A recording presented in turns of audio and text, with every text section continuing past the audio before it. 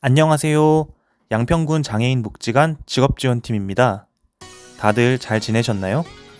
오늘은 많은 분들이 기다리시던 2024년 장애인 일자리 사업에 대해 소개해 드리겠습니다. 참여를 희망하시는 분들은 영상을 잘 시청하시고 늦지 않게 준비하시면 좋을 것 같습니다. 그럼 바로 시작하겠습니다. 2024년 장애인 일자리 사업은 전일제와 시간제가 포함된 일반형 일자리, 참여형과 특수교육 복지 연계형이 포함된 복지 일자리로 나뉩니다. 먼저 전일제 일자리는 주 40시간 근무, 월 206만 740원의 급여를 수령합니다. 다음으로 시간제 일자리는 주 20시간 근무, 월 103만 370원의 급여를 수령합니다.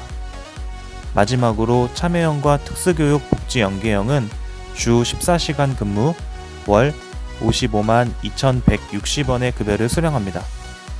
참고로 장애인 주차구역 단속 보조 업무를 수행하는 참여형 일자리 15명은 운영기관에서 별도로 모집할 예정이니 참고해주세요. 장애인 일자리 사업에 신청하고 선정되시면 읍면사무소 및 도서관, 비영리 복지시설, 장애인 단체 등 다양한 장소에서 근무할 수 있으며 복지 서비스 지원, 행정 도우미, 환경 정리, 주차 단속 보조, 급식 보조 등의 업무를 수행할 수 있습니다. 다음으로 휴가에 대해 알아보겠습니다. 먼저 연간입니다. 연간은 회사가 근로자에게 주는 유급휴가로 근무 시간을 인정받으면서 쉴 수 있는 휴가입니다. 일반형 일자리 참여자에겐 1년 동안 11일의 연가가 주어지지만 복지 일자리 참여자는 연가가 주어지지 않는다고 합니다. 연가는 실제 개근한 월의 수만큼 사용할 수 있지만 필요에 따라 자녀 연가의 30% 범위 내에서 먼저 사용하는 것도 가능하니 참고해주세요. 또한 일반형 일자리 참여자에도 중도에 참여하거나 종료하는 등의 일이 발생하면 연가가 줄어든다고 하니 주의해야겠네요. 이어서 공가에 대해 소개해드리겠습니다. 공가는 정당한 이유가 있을 때 사용하는 휴가로 모든 참여자가 사용할 수 있으며 투표, 건강검진, 본인의 입학식이나 졸업식, 감염병, 천재지변이 발생했을 때 사용할 수 있습니다. 추가로 국내 대회와 국제 대회에 선수로 참여하는 경우에도 공가가 인정된다고 하니 대회 참여를 고민하시는 분들은 근무지에 전달해서 공가를 받으시면 좋을 것 같습니다. 특별휴가는 특별한 경우에 모든 참여자가 사용할 수 있는 휴가로 본인이 결혼하면 5일, 자녀가 결혼하면 1일이 주어지고 배우자, 본인 혹은 배우자의 부모가 사망할 경우 5일, 조부모나 자녀가 사망할 경우 3일, 형제 자매가 사망할 경우 1일이 주어집니다. 마지막으로 본인이 출산하거나 입양할 때 20일, 배우자가 출산할 때 10일의 특별휴가가 주어진다고 하니 참고해주세요. 마지막으로 병가에 대해 설명해 드리겠습니다. 병가는 건강에 문제가 있을 때 사용하는 휴가로 모든 참여자가 사용할 수 있습니다. 단, 진단서나 처방전 등의 병원에서 발급하는 증명서가 반드시 필요합니다. 또한 1년 기준 10일까지 사용할 수 있다고 하네요. 장애인 일자리 사업 참여자로 선정된 후 참여 중단 조치가 발생하는 경우가 있다고 합니다. 먼저 장애인 등록 심사에서 등급 외 판정을 받았을 때, 장기요양 등급 판정을 받았을 때, 다른 재정지원 일자리 사업에 중복으로 참여했을 때는 즉시 참여가 중단된다고 합니다.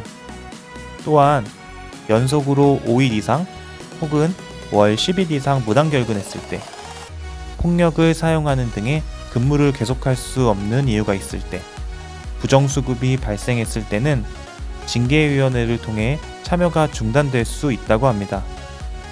참고로 부정수급은 다른 사람이 대신 출근하거나 출근하지 않고 출근했다고 거짓말을 하는 등의 행동을 얘기합니다.